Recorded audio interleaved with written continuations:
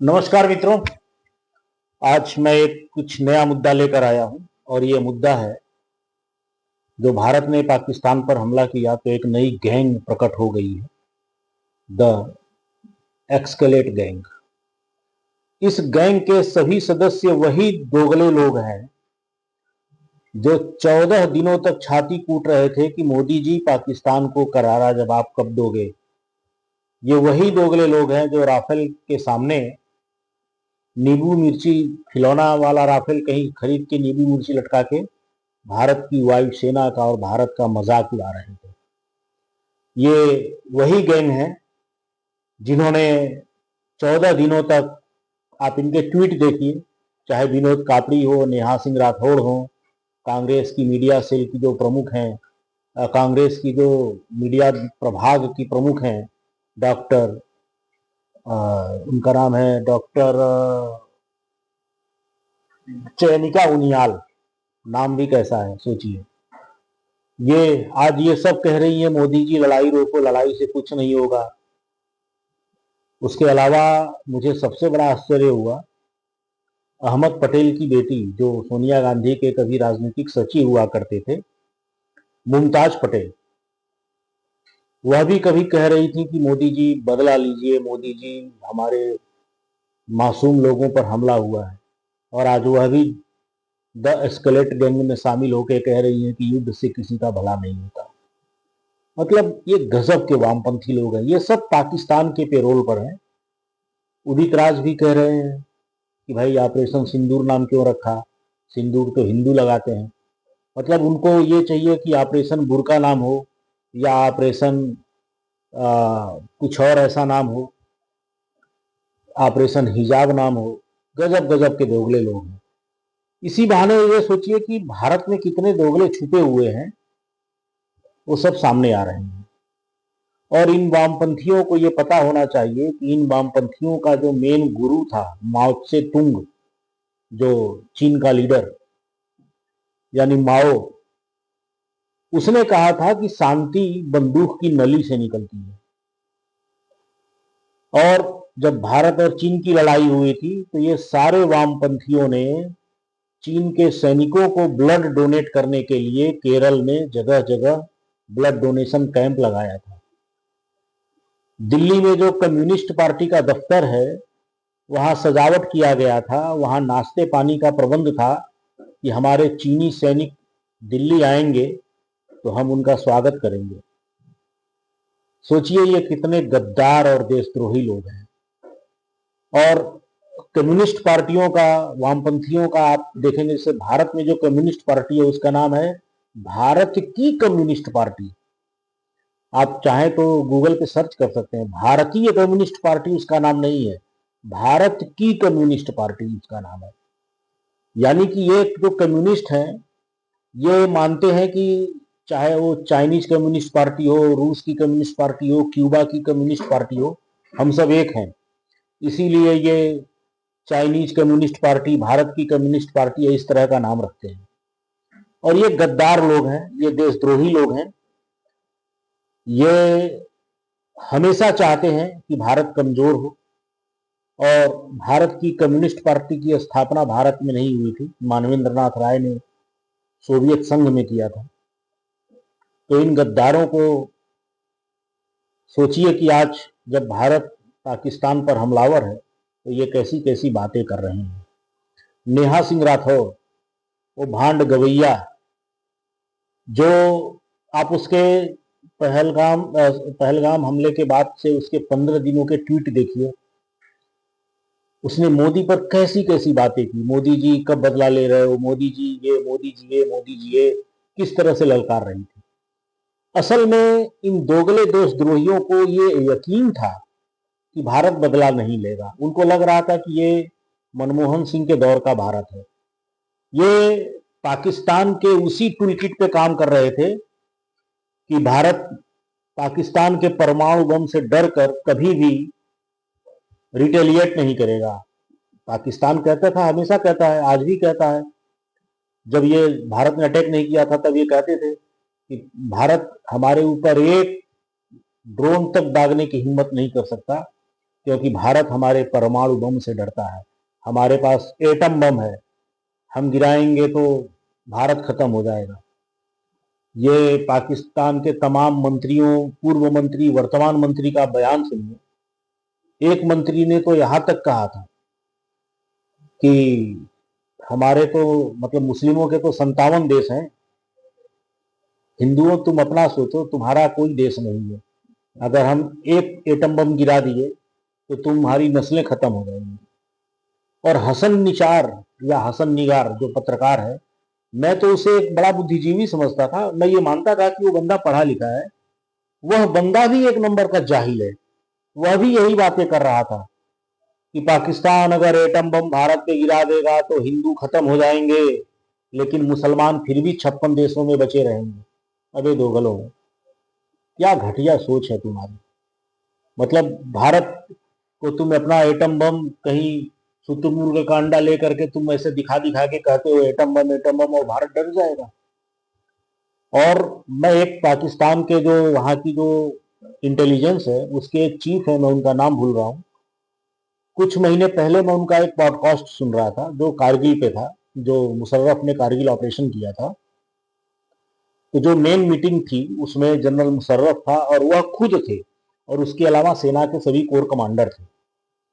वह बता रहे थे कि जब मुशर्रफ ने पूरा प्रेजेंटेशन दिया कि हमको कैसे भारत में घुसना है, कैसे कारगिल की सड़क कब्जा कर लेनी है ताकि भारत की सेना आगे न जा सके और हम पूरे कश्मीर को कट कर सकें, तब बाद में जनरल परवेज मुशर्रफ ने कहा था कि आपके जो जो सवाल हैं आप अपने सवाल उठाइए।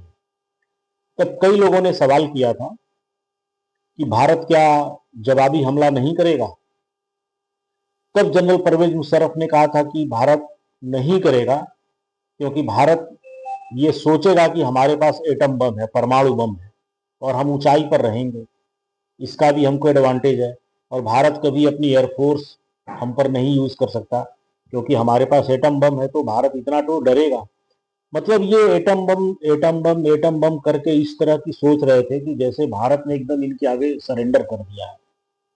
और आप देखिए 1971 के बाद से कभी भी आप पाकिस्तान के कोई चल उठाइए, हर चीज में एटम बम एटम, मतलब ये साले क्या एटम बम बनाए हैं।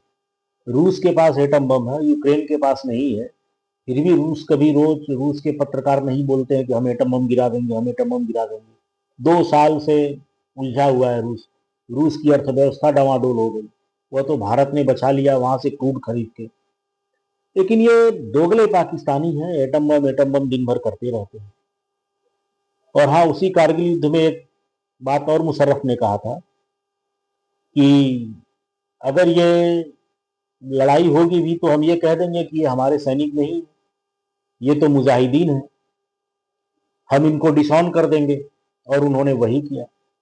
और आज मैं पाकिस्तानी सैनिकों से ये कहना चाहता हूं कि ये तुम्हारी औकात है कि तुम अगर मरते हो तो तुम्हारी डेड बॉडी भी पाकिस्तान की सेना लेने से मना कर देती है। कारगिल में 700 पाकिस्तानी जवानों और अधिकारियों का अंतिम संस्कार भारतीय सेना ने किया, और पूरे सैनिक सम्मान के साथ किया। उन्होंने भारतीय दूतावास से कहा कि आप हमको पाकिस्तान के झंडे उपलब्ध कराइए। ये सैनिक मरे हैं, सैनिक अपने स्वार्थ के लिए नहीं मरता, किसी सैनिक का अपना खुद का कोई स्वार्थ नहीं होता, वह देश के लिए मरता है। और अगर वह मृत्यु पा गया है तो उसका हक है कि उसे एक सैनिक सम्मान से इस दुनिया से विदाई मिलनी चाहिए। और वीडियो है, आप यूट्यूब पर सर्च कर सकते हैं कि भारत ने उनको पूर्ण सैनिक सम्मान के साथ विदा किया। ये हमारी भारत की सेना है।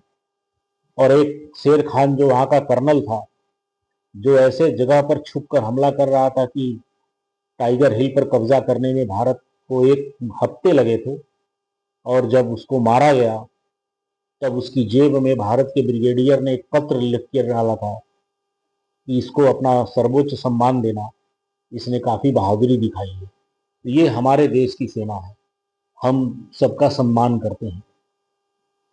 We don't use rape as a weapon, और ये तुम्हारी पाकिस्तान की सेना करती है।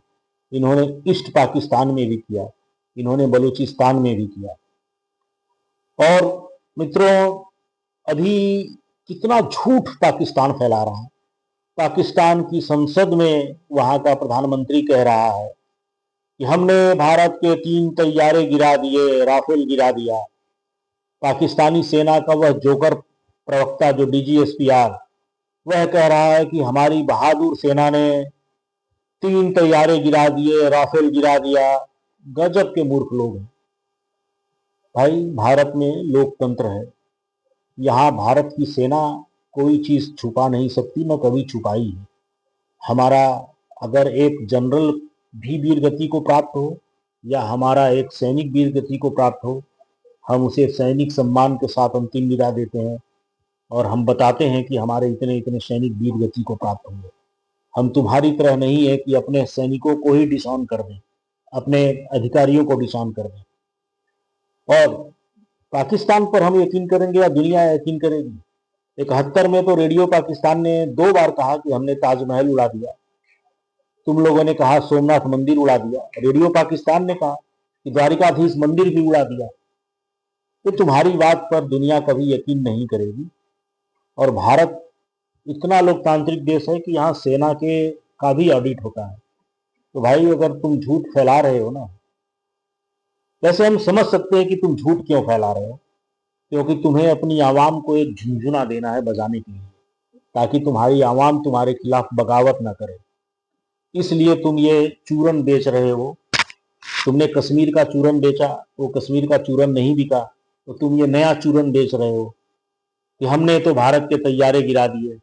अभी कल मैं एक पाकिस्तानी चैनल देख रहा था, उसने स्वीकार किया कि एंकर ने बल्कि उसको पूछा कि भारत के इतने ड्रोन इतने मिसाइल आए और हमारी एयर डिफेंस सिस्टम नाकाम रही उनको रोकने में।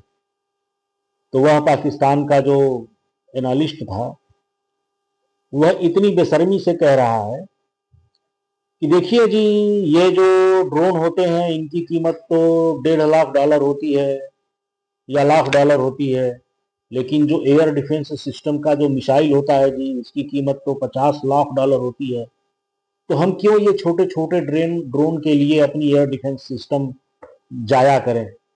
हम तो बस टेस्ट कर रहे हैं कि भारत क्या कर सकता है। हमने तो अपने एयर डिफेंस सिस्टम के मिसाइल बचा कर रखे हैं कि जब भारत फायर करेगा, मिसाइल फायर करेगा, तब हम फायर करेंगे। और एंकर ने उसकी बात को मान लिया। एंकर ने उससे सवाल नहीं किया कि भाई बहावलपुर मुर्गे में जो ये आतंकवादी जो कैंप पूरा ध्वस्त कर दिया, उसमें ब्रह्मोस मिसाइल भी इस्तेमाल, वो ब्रह्मोस मिसाइल का काम था, तब तुम्हारा एयर डिफेंस सिस्टम कहाँ था?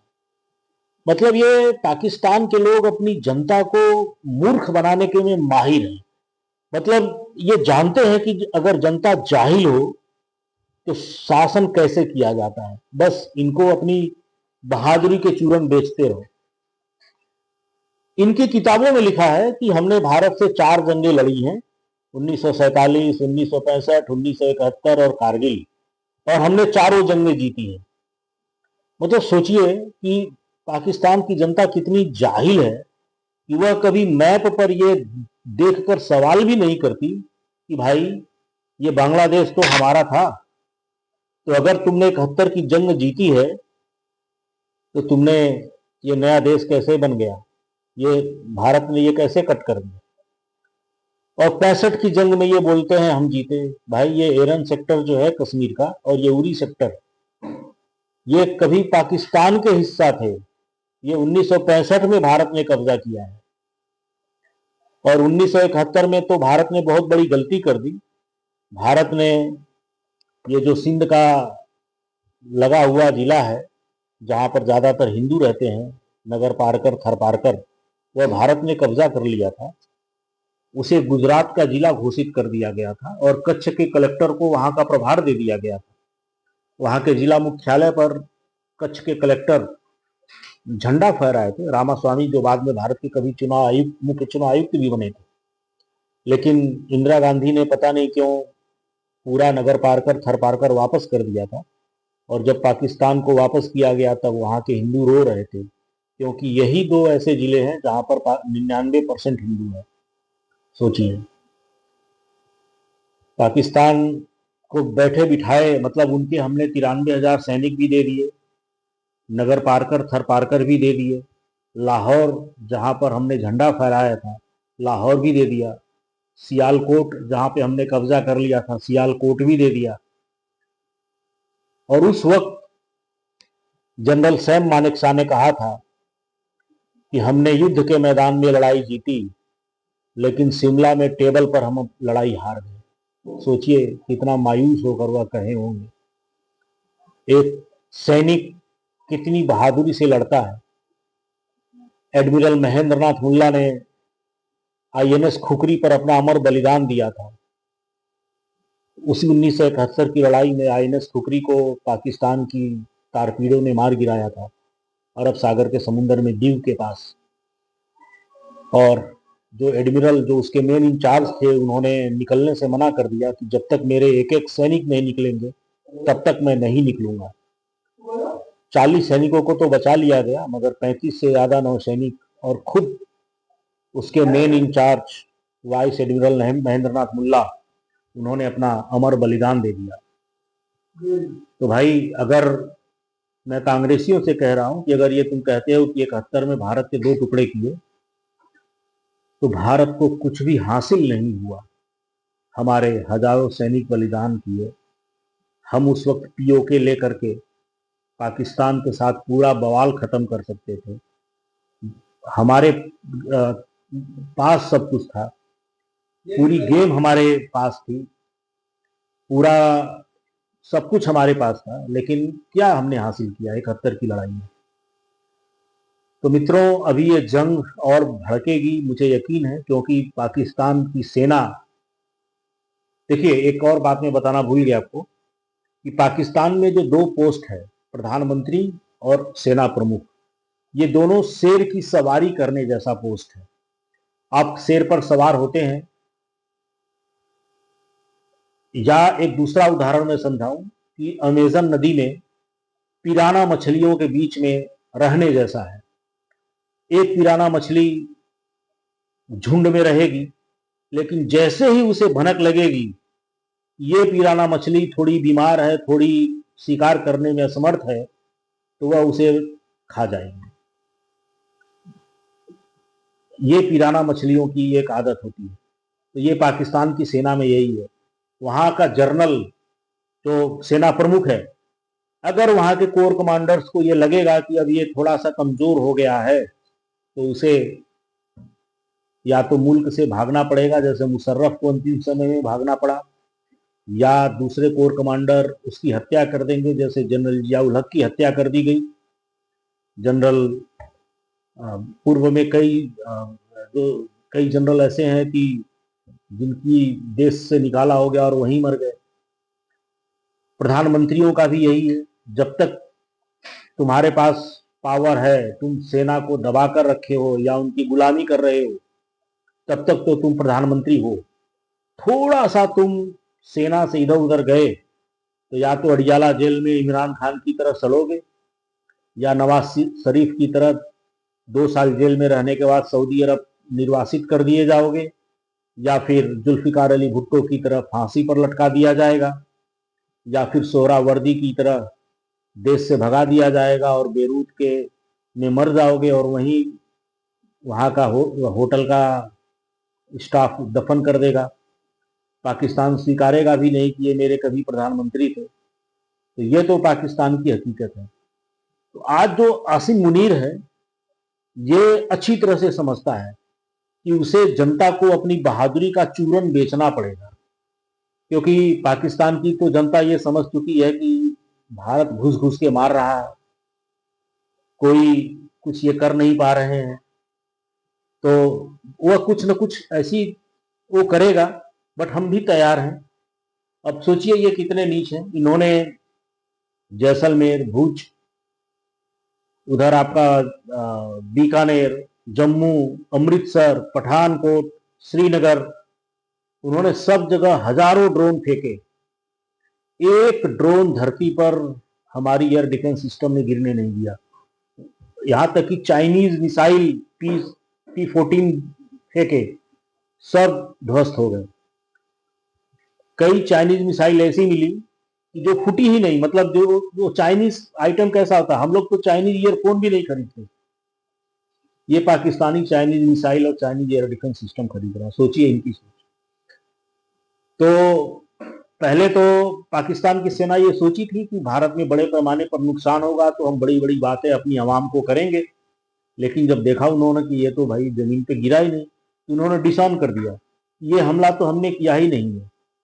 मतलब सोचिए, मतलब ये साले इतने मूर्ख हैं और अपनी आवाम को इतना जाहिल समझते हैं कि हर एक प्रोजेक्टाइल का एक डिजिटल फुटप्रिंट होता है।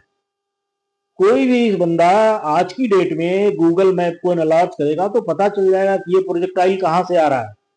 तुम्हारी आवाम जाहिल है भाई, हम जाहिल नहीं है। तुम अपनी आवाम को मूर्ख समझते हो, जाहिल समझते हो और जाहिलों को और ज्यादा जाहिल बनाते हो। तो भाई तुम अपना ये चाइनीज झुंझुना बजाते रहो और हम तैयार हैं। और इस बार आर या पार होगा, ये मुझे पूरा विश्वास है, क्योंकि पाकिस्तान कभी भी सुधर नहीं सकता। कल अर्जेंट में सऊदी अरब के विदेश मंत्री भाग के भारत आए हैं। कल रात शहबाज शरीफ ने 25 से ज्यादा देश के प्रधानमंत्रियों को फोन किया है कि आप भारत को रोको, आप भारत को रोको। कल वहां के रक्षा मंत्री का बयान आ गया कि अगर आज इस हाल में भी भारत रुक जाता है तो हम आगे कुछ नहीं करेंगे। लेकिन दुष्टों पर कभी भरोसा किया भी नहीं जाता और न करना चाहिए। याद है पृथ्वीराज चौहान ने मोहम्मद गोरी को 17 बार माफ किया था। 18वीं बार जब उन्होंने कहा था कि यार एक बार तो मुझे माफ कर दो, मैंने तुम्हें 17 बार माफ किया है, तब धूर्तता से मोहम्मद गोरी ने कहा था कि तुम कर सकते हो माफ, हमारी किताबों में माफ, दुश्मन को माफ देना नहीं लिखा है। तो ये वो दुश्मन है कि जिस पर कभी भी दया नहीं करनी चाहिए। और ये हमको एटम बम की धौंस दिखाते रहे। भाई तुम अगर ये कहते हो कि हमारी किताब में तो जन्नत लिखा है, तो भैया हमारे यहाँ भी भगवान श्री कृष्ण ने गीता में कहा है, जित्वा या प्रापस्सी स्वर्गम जित्वा या भोगते महीयम तस्मात् उत्तिष्ठ कुंतेय युद्धाय कृत निश्चयम। हे अर्जुन, हे पार्थ, अगर जिंदा रहोगे तो धरती भोगोगे, धरती पर राज करोगे, और अगर मरोगे तो स्वर्ग में रहोगे, स्वर्ग में राज करोगे। तो दोनों ही स्थिति में तुम्हारा ही फायदा है। इसीलिए हे पार्थ, हे अर्जुन, उठो और युद्ध करो।